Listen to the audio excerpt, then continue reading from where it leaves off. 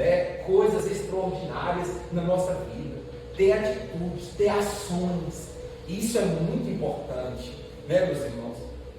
Paulo ele diz assim, ó, se você for ver a fé, é algo que é crer, né? Mas Paulo diz assim que a fé sem obras é morta. A fé ela vem de atitudes. Ele diz assim, olha, me mostra aí a tua fé sem obras, e eu através das minhas obras mostrarei a tua fé. Quer dizer, através das minhas ações e atitudes, eu mostrarei que eu tenho fé. É tão grande, meus irmãos, a atitude, né? E Deus procura quem tem atitude, você sabia disso? Lá na visão de Isaías, o Senhor diz, quem enviarei? Quem há de ir por nós? Aí Isaías, olha a atitude de Isaías, ó, Senhor, eis-me aqui, envia-me. Cadê os homens de Deus desse tempo? As mulheres de Deus desse tempo? Para levantar as mãos e dizer, Senhor, eu estou aqui. Senhor, me envia. Senhor, eu quero. Senhor, eu vou. Senhor, eu faço. Deus está procurando isso, meus irmãos, mas às vezes Deus não está o quê? Achando. Porque muitas das vezes Deus está achando um povo que quer fazer o que quer e não o que Deus quer. Ah, eu quero isso. Eu quero ser obreiro. E se quer, ele é. Mas se ele não quer, ele não é. Não é a vontade de Deus, é a vontade dele. A gente precisa viver tempos, meus irmãos, em que a gente faz a vontade do Senhor.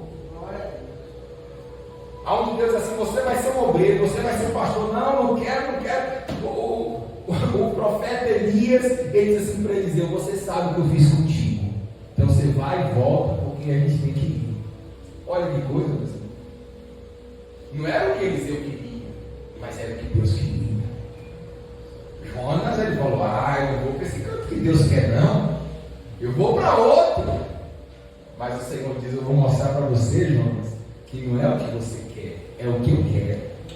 Você não foi chamado para viver a sua vontade, você foi chamado para viver a minha vontade. E bem declarou Paulo, não vivo eu, mas Cristo vive em mim. É as vontades de Cristo, é o desejo de Cristo, é o querer de Cristo. Ele diz assim, o viver que eu tenho na carne é para Deus. É para a glória de Deus, é para glorificar a Deus. Então, meus irmãos, o Senhor está em busca de pessoas que tenham atitude. Está escrito assim, o Senhor diz assim, eu estou à procura do homem que se coloca na brecha entre mim e o povo. Aqui, meus irmãos, é uma analogia que Deus faz. Por quê? Deus ele estava falando que ia castigar o povo. Deus estava falando que ia castigar o seu povo. Que o povo havia pecado, que o povo havia errado. E que Deus ia avançar contra o povo. Essas eram as profecias. E ali, meus irmãos, naqueles tempos, os muros eram um sinal de proteção.